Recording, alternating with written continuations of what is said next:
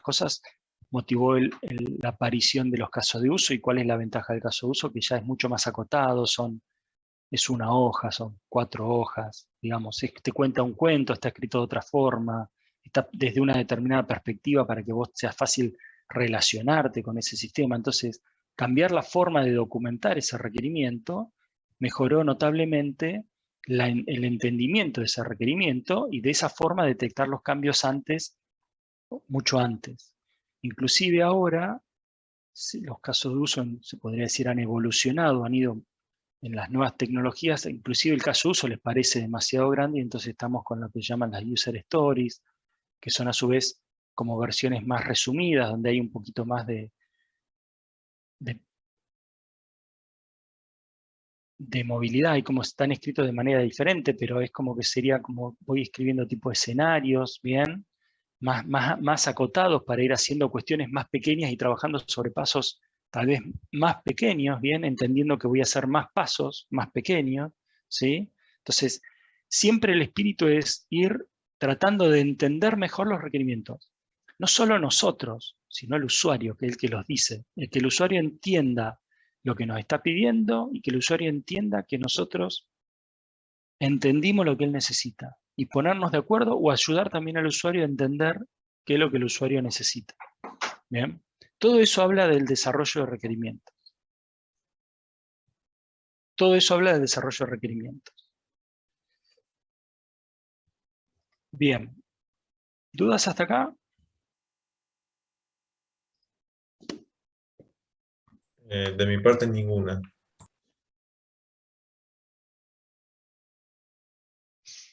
Bien. Acá habla un poco de quiénes son los que leen los requerimientos, ¿sí? Dice los clientes del sistema especifican los requisitos y los leen para verificar que cumplen sus necesidades. Los clientes especifican los cambios de los requerimientos. ¿Bien? Los administradores utilizan los requerimientos para planificar una oferta por el sistema y para planificar el proceso de desarrollo del sistema.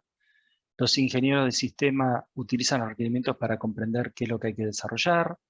Los que prueban el sistema para desarrollar las pruebas de validación del sistema. Y los de mantenimiento utilizan los requerimientos para comprender el sistema y su relación entre sus distintas partes. ¿Bien? Entonces, como a grandes rasgos, entender que los requerimientos van a ser leídos por distintas personas, entonces esa otra cuestión es que tiene que ser un lenguaje que entiendan esas distintas personas con distintos niveles de complejidad, ¿bien? De conocimiento de determinados temas, más técnico, menos técnico, para poder dar soporte a eso. ¿Bien?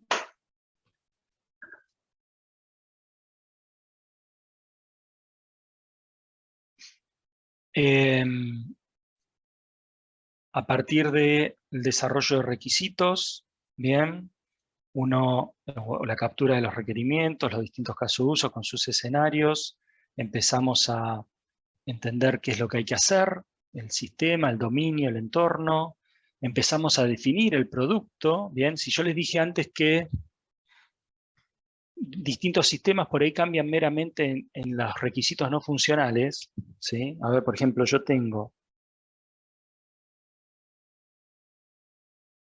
vamos a algo básico. Tengo Rappi, tengo Pedido Ya, ¿bien? Tengo, no sé, Uber Eats. ¿Qué cambian en esos productos? O sea, el resultado final es básicamente el mismo. Tengo gente que ofrece un servicio, tengo Uber, si quieren también, gente que ofrece un servicio, gente que necesita el servicio y cómo conectarlos, ¿bien? La base funcional de esos sistemas es prácticamente la misma, ¿bien? Inclusive en algunos podemos ver de Globo y Pedido Ya, por ejemplo, tiene la misma base funcional. O sea, ¿qué cambia? Ahí cambia el resto de las cosas. Cambia, en este caso ya hay un poquito más de complejidad porque hablamos de sistemas como comercio, digamos, ahí ya el sistema es la empresa en sí, está ese principio de fondo, pero si ustedes miran, el trasfondo es gente que ofrece un servicio o la posibilidad de brindar un servicio y gente que solicita ese servicio, ¿bien? Ese es el trasfondo ese requerimiento funcional, digamos. Todo lo demás es no funcional. ¿Bien? Entonces, un mismo requerimiento funcional, un mismo sistema con mismos requerimientos funcionales, distintos requerimientos no funcionales, tengo distintos sistemas, son distintos productos. Entonces, entender cómo dar soporte a eso me está definiendo el producto que yo voy a generar. ¿Bien? Eso a su vez después se transforma en una serie de requisitos más técnicos sobre los cuales yo puedo empezar a construir dicho producto. ¿Bien? Esto es lo que habla un poco de la evolución de los requerimientos. Bien. Seguir entendiendo un poco los requerimientos. Habla de requerimientos de negocio, una descripción de alto nivel, ¿bien? De lo que el sistema debe hacer, representan los objetivos en base al negocio, estrategias, visión, alcance y el valor esperado del desarrollo del software. Los requerimientos de usuario son la descripción de las tareas que el usuario ha de ejecutar cuando opera el sistema, ¿bien? Describen la funcionalidad necesaria para satisfacer tareas específicas, necesidades operacionales y grupos de usuarios. Requisitos del sistema, ¿bien? Las funcionalidades características que debe tener el sistema para satisfacer tanto los requisitos de negocio como los de usuario, van a servir de base para llevar a cabo la arquitectura, diseño y planes de prueba del sistema. ¿Bien? Y las restricciones son condiciones que limitan las elecciones disponibles al diseñador programador, pueden ser restricciones del propio proyecto o diseño del producto. Las restricciones son esas cosas que están ahí y que de todas las distintas opciones que yo puedo poner para dar soporte a esto, me empiezan a limitar. ¿Bien? Entonces, las restricciones pueden ser cuestiones como decir, bueno, mira, nosotros trabajamos con Linux, o nosotros trabajamos con Mac, o nosotros trabajamos con Windows, o nosotros ya tenemos comprada la licencia de SQL Server, o nosotros ya tenemos comprada la licencia de este lenguaje de desarrollo, o tenemos que interactuar. Son distintas cuestiones que están ahí, ¿bien? Que me van a ir restringiendo las opciones que nosotros tenemos. ¿Bien? También es sumamente importante entender si hay de esto dando vuelta. Pueden ser internas y externas. Muchas veces la empresa que desarrolla tiene sus propias restricciones. Una de las principales es en qué tengo la capacidad de desarrollar. ¿Bien?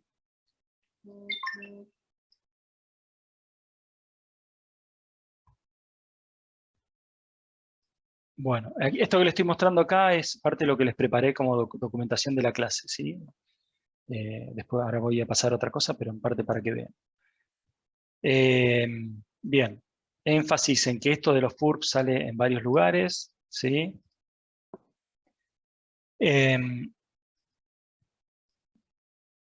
Esto sale de la definición del RUP, ¿bien? Cuando habla de la disciplina de lo que se llama el workflow de captura de requerimientos, ¿bien? El RUP plantea esta serie de este workflow de trabajo. Entonces, por ejemplo, pregunta si es un sistema nuevo, si es un sistema existente, ¿bien? Cómo en las distintas o pasos o subdisciplinas o etapas van surgiendo distintos artefactos. Esos artefactos pueden ser que yo los vaya generando o los vaya modificando o meramente los vaya usando, ¿sí? ¿Quiénes son los involucrados? ¿Bien? ¿Qué es lo que se va generando? ¿Qué es lo que se va haciendo? ¿Bien? Son distintas tareas, roles, eso que define el RUP. Acá los artefactos, ¿bien? ¿Esto qué hace? Y esto define un proceso. Si ustedes lo quieren relacionar con lo que hablábamos al principio, donde hablábamos de OT, OP y OPF, que hablábamos de los procesos de la organización, bueno, esto que está acá es la definición de un proceso. ¿Bien? ¿Quiénes van a estar haciendo qué cosa, en qué momento, con qué herramientas? Bien, en este caso, el proceso específico de captura de requerimientos.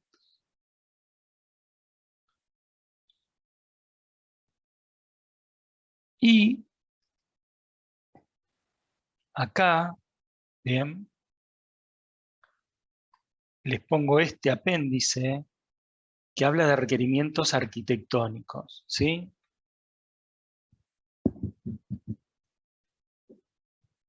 Los requerimientos arquitectónicos son atributos de calidad que son transversales a toda la aplicación. Los requerimientos arquitectónicos son fáciles de reconocer cuando tengo un problema, porque son aquellos que, cuando el problema es tan jodido, digámoslo en criollo, que casi que es más fácil hacer el sistema de nuevo que modificarlo, es porque el problema es arquitectónico. ¿Bien? Entonces, reconocer cuáles son los requerimientos arquitectónicos o arquitectónicamente significativos, ¿sí?, me ayuda a mí a entender sobre qué cosas debería estar preguntando. ¿Bien? Y hay distintas cuestiones que están dando vuelta por ahí, distintas, también están categorizados, digamos, pero acá tienen como una mínima explicación para que ustedes puedan ir viéndolo. ¿Bien? Por ejemplo, acá dice auditabilidad, ¿sí? La facilidad con que el sistema provee un registro de lo que hizo. ¿Bien? Si vos no definís de antemano que vos querés que el sistema realice auditoría de lo que está haciendo, es muy difícil hacerlo después. ¿Bien? Porque ya lo está haciendo y no está dejando un registro. ¿Sí? Entonces, si eso va a ser relevante, tengo que empezar a pensar de antemano cómo resolverlo. ¿Bien? Porque tal vez tenga que modificar la programación para que el sistema de alguna forma pueda registrar registros en algún lado que después pueda ser interpretado, porque no tiene sentido que alguien deje un registro que después no se interprete. ¿Bien? Interacción con otros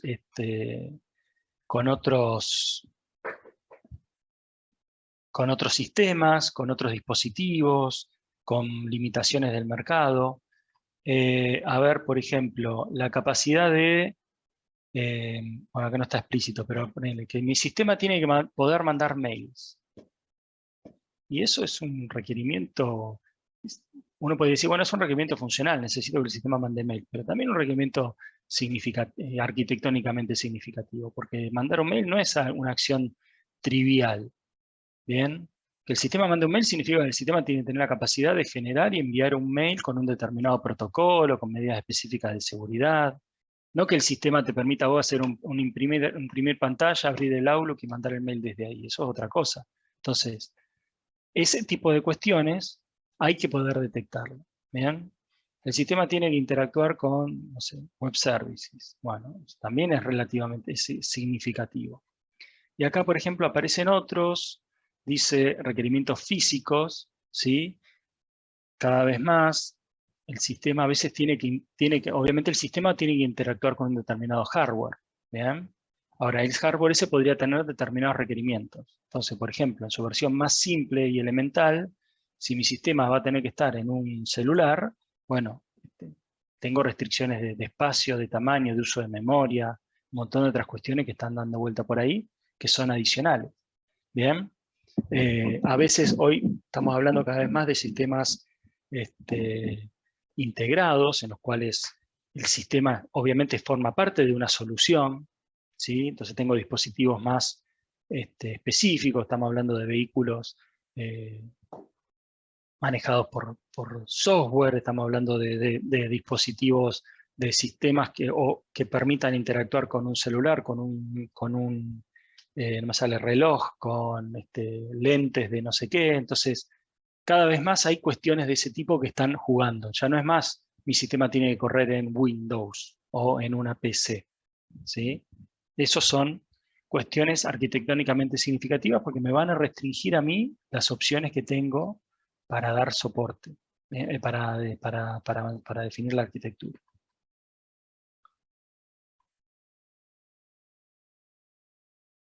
Bien.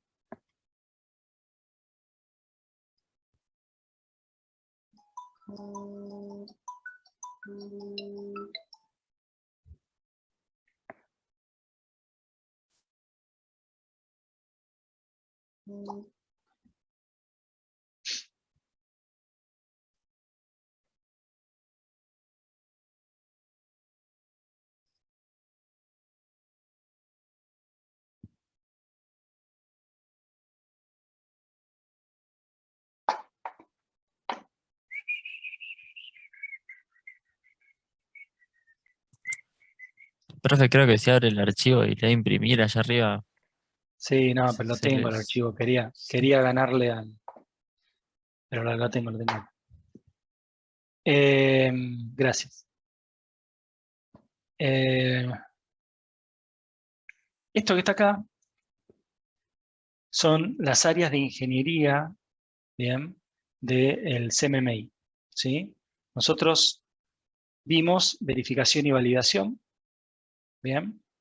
Creo que, no sé si ya se lo había explicado, pero bueno, acá hay, no sé si ustedes lo ven, tal vez mejor que yo, acá hay como una flecha que guía, ¿sí? Y plantea este área que se llama RQM, y esto que está acá, que es como lo agrupa como un conjunto, que sería desarrollo de requerimientos, solución técnica, integración del producto, verificación, validación, y después el producto para con el cliente. Desarrollo de requerimientos, que ahora vamos a ver un poquito más, básicamente consiste en todo lo que venimos hablando, entender los requerimientos, entender cuáles son, clasificarlos, usar la clasificación para buscar requerimientos, escribirlos, escribir el caso de uso, el user story, el escenario, la minuta, lo que sea, ¿bien? Todo eso habla de desarrollo de requerimientos, ¿bien? A partir del desarrollo de requerimientos, yo alimento esto que sería la solución técnica, que sería el área encargada de pensar una solución para dar soporte a esos requerimientos. O sea, tenemos que hacer todo esto, ¿qué alternativas tengo? Bien, esto también involucra después el desarrollo del producto y todo lo demás, ¿sí? Obviamente empieza a jugar verificación y validación también para entender que estamos haciendo el producto correcto, que lo vamos a desarrollar de la manera correcta, ¿bien? O que estamos haciendo el producto de la manera correcta, asegurarnos de que el cliente entiende lo que nos está pidiendo, nosotros entendemos lo que nos está pidiendo, el cliente entiende, o sea, da cuenta que nosotros entendemos o no entendemos, que estamos hablando de lo mismo, ¿bien? Integración de productos es un área específica que habla sobre, bueno, cómo se integra con otras unidades y también cuando estoy desarrollando, ¿bien? Finalmente el producto llega al cliente. Y este área que está acá, que es un área sumamente importante, habla de la gestión de requerimientos. Porque si ustedes hasta ahora me creyeron todo lo que yo les dije, respecto de que los requerimientos son la base fundamental para el éxito o el fracaso del proyecto, en el sentido de que si yo no entendí bien los requerimientos, si no estoy preparado para que esos requerimientos cambien, mi proyecto va a fracasar. Tengo que estar preparado para asegurarme de que tengo un entendimiento de esos requerimientos. ¿Cómo sé yo si algo cambia? Y sé si algo cambia porque lo puedo comparar contra lo que tenía antes. ¿Cómo puedo saber yo si tengo un requerimiento nuevo que antes no tenía? Necesito saber, comparar ese requerimiento, ver si lo encuentro en algún lugar donde antes tenía los requerimientos. Entonces todo eso empieza a hablar de lo que sería la gestión de requerimientos, ¿sí? La gestión de requerimientos se encarga de eso. Se encarga de asegurarse de que yo tengo en claro cuáles son los requerimientos, ¿sí? Y los puedo ir evolucionando y avanzando. Se encarga de ver qué características tienen esos requerimientos, quién me los definió, qué importancia tienen, en qué estado están, si sufrieron modificaciones o no sufrieron modificaciones, el impacto que esos requerimientos tienen en otros requerimientos. O sea, no me pide a mí que describa cómo tiene que ser el caso de uso de emitir la factura, pero sí le interesa saber que está ese caso de uso de emitir la factura, y más básicamente, si ustedes quieren, que hay un requerimiento para emitir facturas que impactan estos 3 o 4 casos de uso, ¿bien? Que ese requerimiento me lo pidió Juancito, que lo relevó Pedrito, que lo programó María, o Marita, si quieren que siga con el ejemplito, ¿bien? Que lo probó tal otra persona, que simplemente, y etcétera, etcétera. Eso es la gestión de requerimientos. Yo necesito la gestión de requerimientos tanto como necesito el desarrollo de requerimientos. Porque si yo no puedo gestionar los requerimientos, nunca puedo saber qué es lo que estoy haciendo ni el grado de impacto que tiene un determinado problema. ¿Bien? En CMMI esas dos áreas trabajan en conjunto. Bien.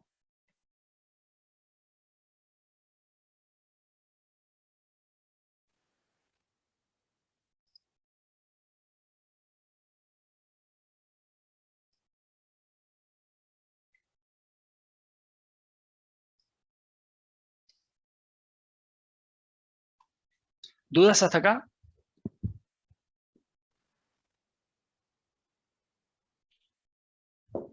De mi parte no, profesor. Bien. ¿Alguno de ustedes ha tenido experiencia en... ¿Alguno de ustedes trabaja o trabajó alguna vez en un proyecto software?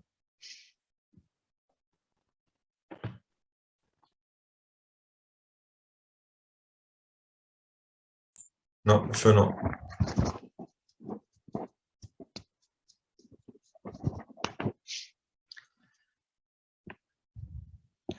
Bueno, una de las cuestiones que ustedes tienen que entender es que su rol como ingenieros, analistas, desarrolladores de sistemas, ¿sí? Desarrolladores con pinzas, bueno, no le enseñamos a desarrollar, pero como ingeniero de sistemas, analista de sistemas, es que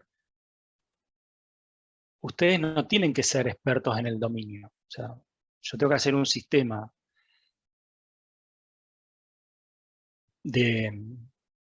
tengo que hacer un sistema para gestionar los préstamos que hace una mutual a sus asociados, ¿bien? Y yo no tengo que ser experto en préstamos. No, o sea, y seguramente no lo voy a hacer. Lo que tengo que tener es la capacidad para en algún momento entender qué es lo que implica realizar un préstamo. Lo que tengo que tener es la capacidad para poder detectar cuáles son los pasos, qué acciones y todo lo que está rodeando esa realización de un préstamo. Hay alguien que es el experto en realizar el préstamo, que probablemente sea el usuario o el cliente. Esa persona tiene un conocimiento que yo tengo que poder capturar. Mi grado, mi expertise pasa por poder capturar ese requerimiento, entenderlo y plantearlo en términos de un sistema que dé soporte a ese requerimiento. ¿Sí? Típicamente las cosas se vienen desarrollando de una forma, puede ser manual o puede ser que haya algún otro sistema, qué sé yo. Yo estoy haciendo un nuevo sistema, estoy desarrollando un nuevo sistema y tengo que dar soporte a eso. Tengo que entender qué es lo que me piden, entender el negocio y poder plantear eso en términos de un soporte. Ese término de un soporte implica que voy a hacer ese modelado, voy a transformar esa complejitud de requerimientos en un modelo que dé soporte a eso, que después me permita a su vez pasarlo a desarrollo, programarlo y que alguien pueda utilizar el sistema para dar soporte a esa necesidad. ¿Bien? Entonces tengo que tener en claro que mi conocimiento específico en el dominio es limitado y que por cada cosa que yo entienda debe haber por lo menos un par de cosas más que no estoy entendiendo. ¿Sí? Entonces tengo que esforzar. El esfuerzo que yo ponga en el entendimiento de los requerimientos en las etapas tempranas, cuando uno se sienta a escribir el caso de uso y se esfuerza a pensar en caminos alternativos, situaciones, qué sé yo, por lo menos para preguntarlo, te permite a vos terminar de entender qué es lo que está sucediendo, ¿sí? Empezar a contar descripciones. Hay que dejar hablar al usuario, hay que prestar atención a lo que dice y después hay que ir volviendo sobre los distintos aspectos y volver a preguntar a veces las mismas preguntas, como para ver si tengo la misma respuesta, si cambia, si se acuerdan de algo más. ¿Bien? Todo eso va a estar en juego.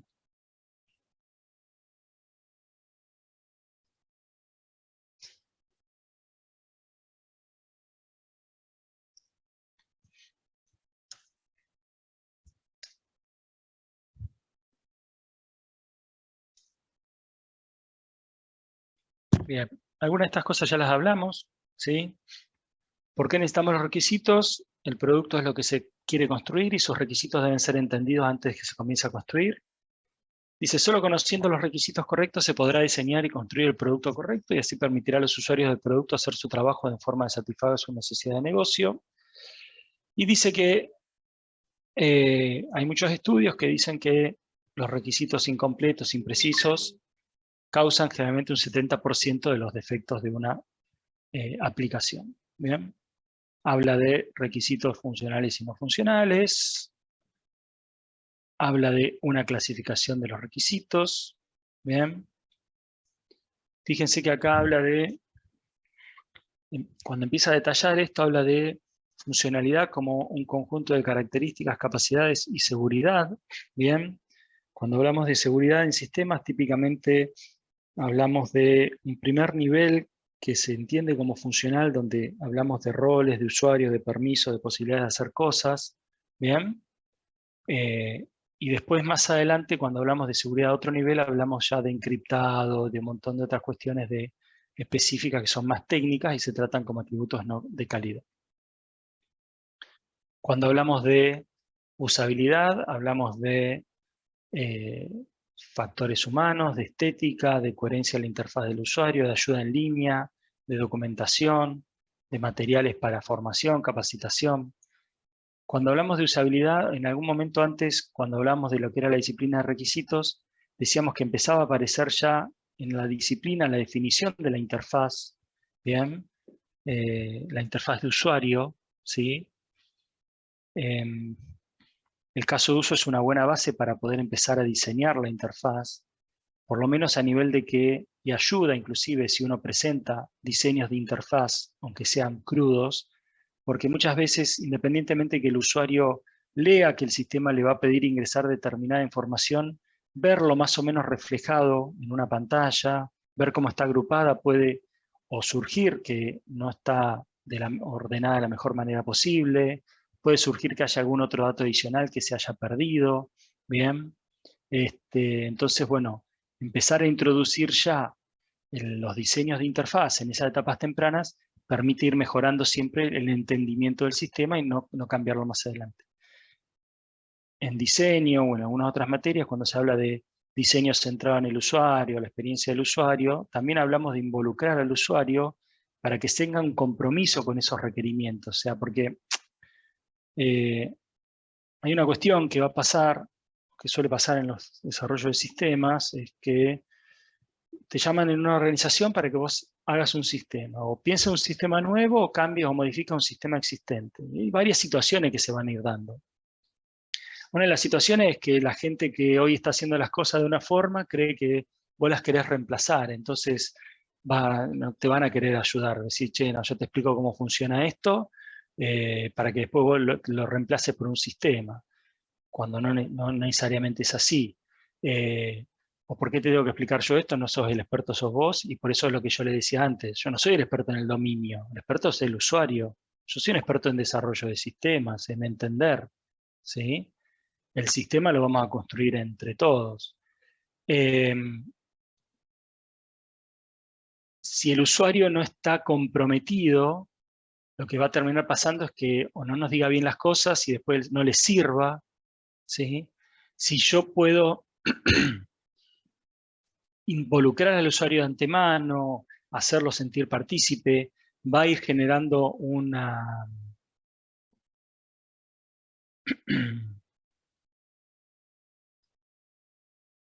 bueno, me sale una palabra en inglés, pero va a ir generando esa sinergia que va a permitir que además se sienta comprometido, entienda de antemano los beneficios que le puede llegar a traer el sistema, ¿bien?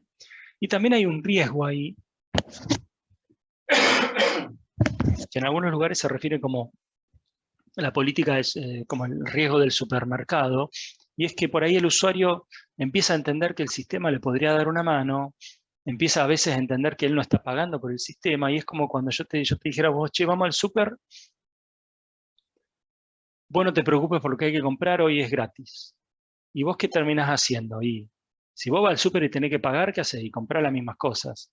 Bien, lo que necesitás y lo que consumís. Ahora yo te digo, che, no vas a pagar vos, y capaz que el carrito salga más lleno. Entonces empiezan a surgir un montón de cosas como diciendo, che, me puedo llevar, mirá, en vez de comprar el café que compro siempre, me compro con extracto de no sé qué, y bla, bla, bla, porque puedo nada más. Bueno, con el sistema pasa lo mismo. Y hay que saber detectar cuando eso sucede porque es un factor muy importante en el fracaso después más adelante. Y por eso en la etapa antemano, cuando decíamos que había que entender qué es lo que estaba dentro y qué es lo que estaba afuera, quién me pide los requerimientos y quién no me los pide, es por eso. Porque cuando la persona entiende que él no va a pagar, empieza a pedir un montón de cosas. Y ese montón de cosas, y me gustaría que esto esté, quisiera que el sistema haga esto, y debería hacer esto, y esto otro que a mí me molesta mucho hacerlo, que lo haga el sistema, y entonces eso empieza a crecer y genera una bola donde después se pierde el foco. Y por eso vuelvo atrás a lo que decía antes, bueno, tenemos que tener ese norte dado por el documento visión, que me permita a mí por ahí entender si lo que me están pidiendo está enmarcado o no está enmarcado, ¿bien? Entender todo eso sirve para asegurarnos que el proyecto tenga éxito. Entonces, hay que estar ahí jugando con el involucramiento del usuario, con entender con qué compromiso adoptamos respecto de cada una de las cosas que piden. Entender que no todos los requerimientos tienen el mismo grado. Hablamos algo, alguien mencionó priorización antes, ahora lo vamos a ver un poquito más en detalle. Bien, fiabilidad, frecuencia y gravedad del error, capacidad de recuperación, previsibilidad, precisión, tiempo medio entre errores. Estos son distintos factores que yo debería poder definir. Todos los atributos de calidad yo debería poder definirlos. Definir un atributo de calidad implica entender el grado de cumplimiento que voy a tener para con ese atributo y debería poder especificarlo en términos que después debería poder probarlo. Si yo no puedo especificarlo como para poder probarlo después, tengo un problema. Porque ¿cómo hago yo para saber que cumplí con ese requerimiento de calidad? Entonces, cuando veamos lo que sería la especificación de requerimientos, ustedes van a ver que a mí no me alcanza con que yo te diga, che, el sistema debería funcionar en los navegadores web. Yo necesito que me digas, ¿qué navegadores? Pues no son iguales. ¿Sí? ¿Qué porcentaje de, en qué qué tan atrás tengo que ir? Bien, en una época nosotros estábamos desarrollando unas aplicaciones y estaba como todavía estaba el Explorer 6 dando vuelta por ahí y ya había avanzado a otras versiones y el Explorer 6 a las otras versiones era completamente distinto. Y si nosotros teníamos que empezar a dar soporte también a lo que quedaba viejo del Explorer 6, el proyecto se iba a duplicar en tiempo, básicamente.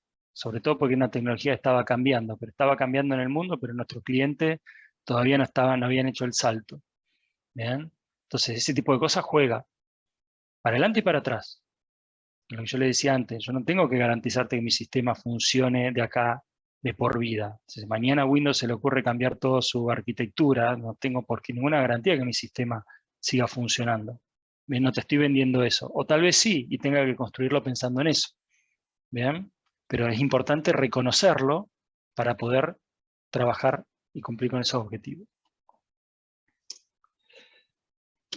Bien, rendimiento, velocidad, eficiencia, disponibilidad, precisión, rendimiento, tiempo de respuesta, tiempo de recuperación, utilización de recursos, ¿bien? Distintas cosas que van a estar jugando por ahí, capacidad de soporte, comprobabilidad, capacidad de ampliación, adaptabilidad, mantenibilidad, compatibilidad, capacidad de configuración de servicio, instalación, de localización.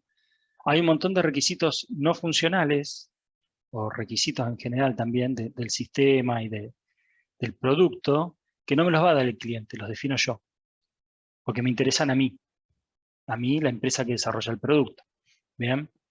Al sistema, al cliente no le interesa directamente, o sea, él no me va a decir quiero que tu sistema sea mantenible. ¿Bien? Pero si mi sistema es mantenible, permite fácilmente modificaciones, va a tener un beneficio también para el cliente, porque cada vez que me pida algo, lo voy a poder resolver en menos tiempo. ¿Sí? Eso va a estar jugando por ahí.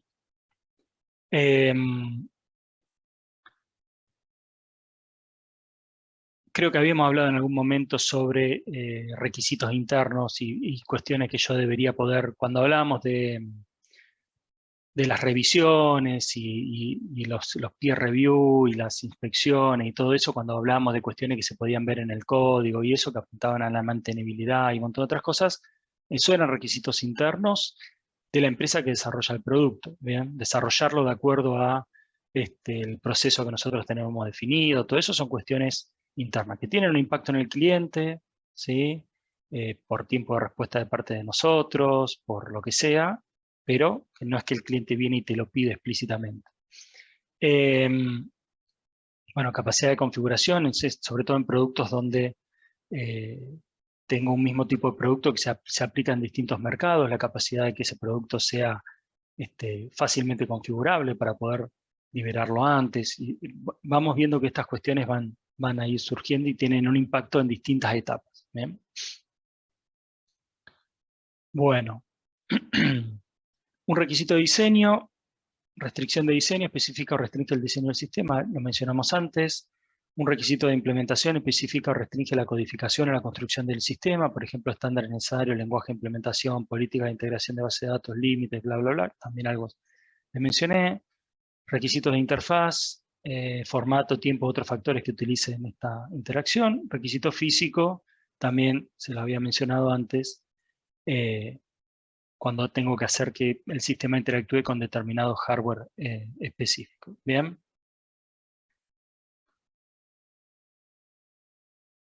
Bien, un poco de buenas prácticas. Dice, desarrollo de requisitos implica entender los requerimientos de negocio, identificar los requisitos de usuario y trasladar los requisitos de usuario y negocio a requisitos de sistema y software. ¿Bien?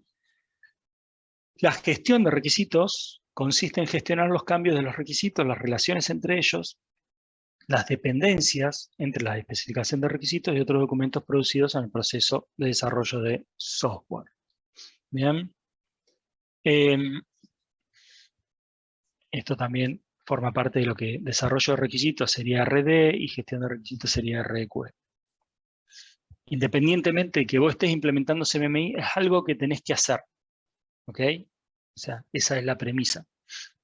Si tenés requerimientos, los tenés que gestionar. Bien, mejores prácticas en el desarrollo de requisitos.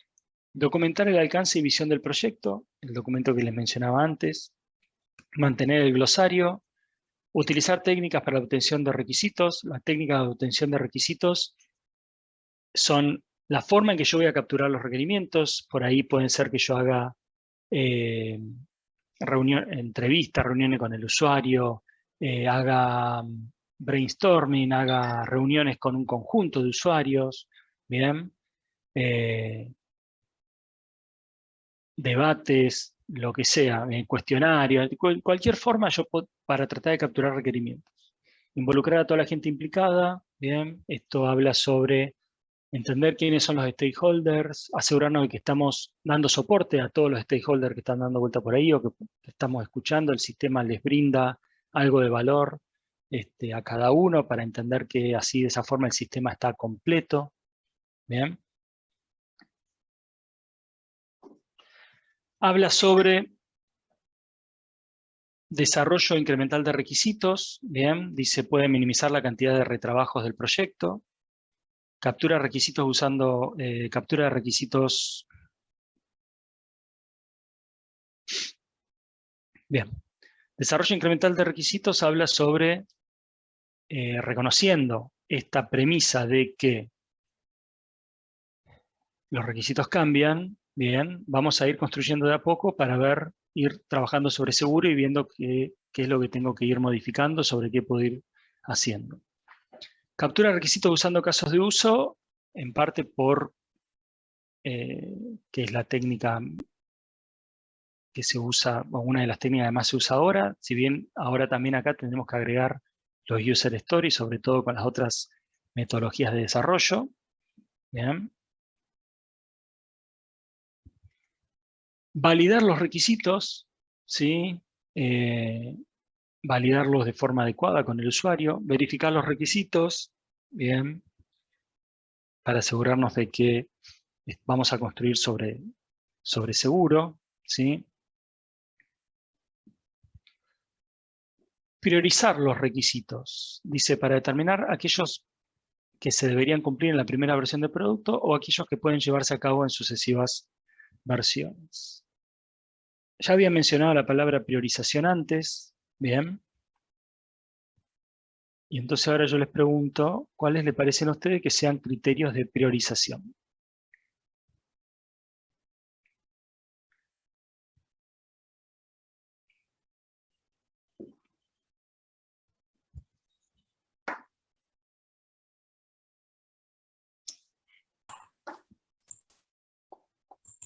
Em, Lo más ver, básico.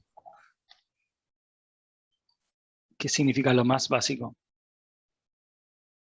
Y no sé, si vos querés que la aplicación, no sé, busque libros y los ordene, que los busque primero. Y después, una vez que ya se busca, como que después se ordene. Algo así. Lo básico sería buscar. Bueno, ¿y esa perspectiva de parte de quién sería? ¿Del cliente que tiene la No, necesidad de buscar?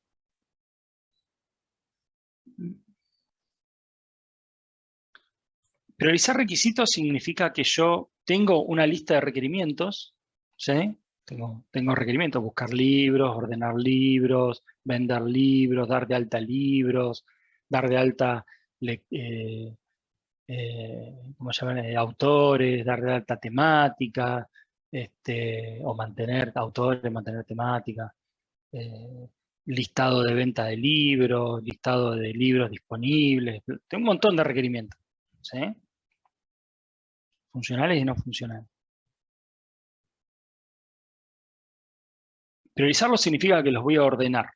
Típicamente los voy a ordenar de manera tal de que los que están más arriba van a ser los que yo empiece a hacer primero. ¿Bien? Cuando uno habla de priorizar requisitos, lo que está hablando es de definir, en primera instancia, el criterio de priorización. Después, aplicar ese criterio a los requisitos y coordinar las tareas a partir de esa priorización. Entonces, lo que yo les pregunto a ustedes es cuáles les parecen, podrían ser, criterios de priorización. ¿Podría ser la categoría o el tipo de requisito? A ver, O sea, por ejemplo, primero los funcionales y después los no funcionales.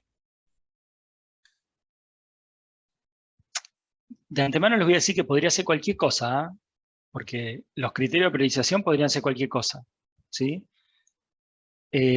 Respecto de los funcionales, de los no funcionales, hay un tema y es que los no funcionales por sí solos no existen, no existen en una burbuja. No es que yo hago, bueno, ahí le vamos al ejemplo del libro, hago que el sistema busque el libro y hago que los ordene y después programo que lo haga rápido. O sea, es como que le tiro el rápido arriba, como quien espolvorea el azúcar arriba a la galletita cuando ya la hizo. ¿Bien? O sea, yo cuando vaya desarrollando la búsqueda del libro, ya tengo que saber que esa parte la quiero hacer rápido. ¿Bien? Entonces, la realidad es que los requerimientos no funcionales se desarrollan en conjunto con los funcionales. O sea, yo desarrollo requerimientos funcionales pensando en los requerimientos no funcionales. Entonces, sí. Un criterio podría ser el tiempo que necesito para que se desarrolle el producto. O sea, en qué momento necesito que el producto esté listo y que salga a producción. Entonces priorizo los que me lleven a que el producto se termine más rápido. Bueno, la realidad es que si vos entendés que el producto es todos los requerimientos, tenés que hacer todos los requerimientos. ¿Bien? O sea, priorizarlo como quiera, pero el producto va a estar terminado cuando hayas terminado todos los requerimientos. En base a lo que vos decís, yo construyo esto. Si yo entiendo que yo puedo ir liberando versiones menores del sistema, donde no estén todos los requerimientos hechos, ¿sí? ¿Qué requerimientos me interesaría a mí sacar primero? A eso apunta la priorización. Entonces, el sistema entero va a tardar 2 años. En 6 meses tenemos que liberar algo. ¿Qué liberamos? Para saber qué es lo que liberamos, tengo que haber priorizado porque yo voy a empezar a trabajar en base a la priorización. ¿Sí? Entonces, la priorización me dice a mí que en qué voy a empezar a trabajar. Voy a empezar a trabajar en requerimientos funcionales. ¿Con qué criterio elijo esos requerimientos funcionales?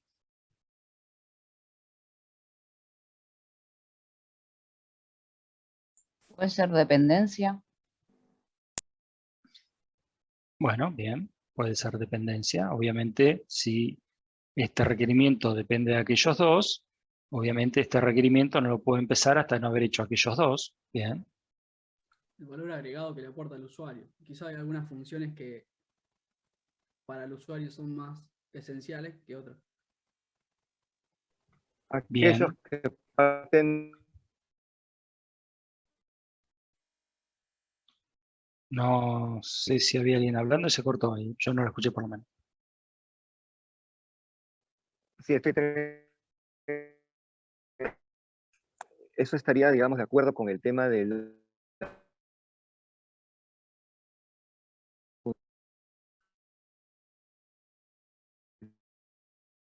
sistema. Yo no te escucho, se corta, perdón. Bueno, profesor, está bien. Tengo problemas con internet. Ah. Bueno, a grandes rasgos, yo puedo pensar dos orígenes para la priorización de requerimientos. Uno sería la perspectiva de valor para el cliente. ¿Bien? Y otro sería la perspectiva de valor para la empresa que desarrolla software. La perspectiva de valor para el cliente claramente va a ser a lo que es la base del requerimiento, o sea, del sistema. O sea, ¿qué necesito que este sistema haga? Vender libros, ¿sí? Para vender libros voy a tener que buscarlos y los voy a tener que ordenar. Bueno, eso es lo primero que necesito. Entonces, desde la perspectiva del cliente, eso es lo que el cliente necesita. ¿Bien? Si vos le decís, mira, podés buscar libros, pero al buscar libros no puedo hacer nada más que buscarlos, ¿bien? Al cliente eso no le sirve. Entonces, desde la perspectiva de valor para el cliente, típicamente son los casos de uso más importantes. Los que surgen primero, los que te dicen, necesito un sistema que haga esto. Esa es la perspectiva de valor del cliente. Si yo priorizo eso, quiere decir que yo desde el principio voy a empezar a trabajar en eso. Empezar a trabajar algo desde el principio quiere decir que voy a poder dedicarle más tiempo finalmente, ¿sí? Dedicarle más tiempo porque voy a tener más tiempo a lo largo de todo el proyecto para ir refinando ese requerimiento. Con lo cual tiene como un sentido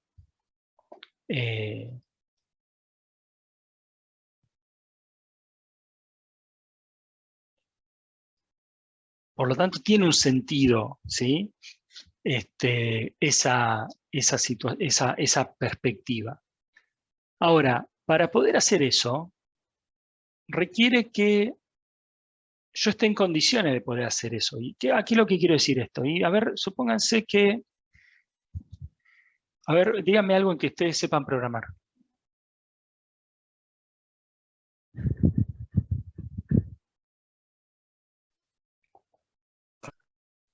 Python, por ejemplo. Bueno, vamos a suponer que ustedes son una empresa que se dedica al desarrollo de software y son expertos en Python